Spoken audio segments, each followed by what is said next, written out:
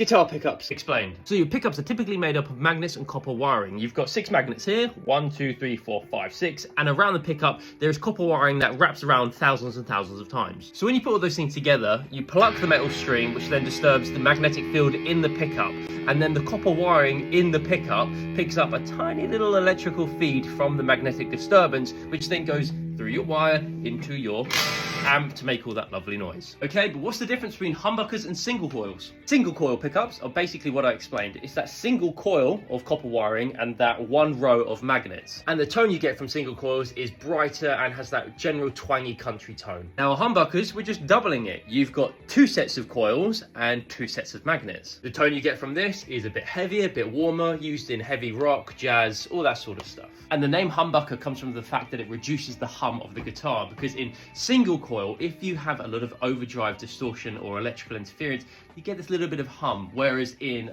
the typical humbuckers, you don't really get that. Now typically we have more than one pickup on our guitar and we have a pickup selection. Now your tone from that pickup selection actually mainly comes from the positioning of where the pickup is, because let's say we have our guitar muted and there's no sound coming from the amp. If you pick at the bridge, it's a lot brighter than if you pick near the neck, and that's the same thing with the pickup selection. So if I'm on the bridge pickup and then I'm playing on the neck pickup, same position of where I've picked, it's going to sound a little bit warmer at the neck.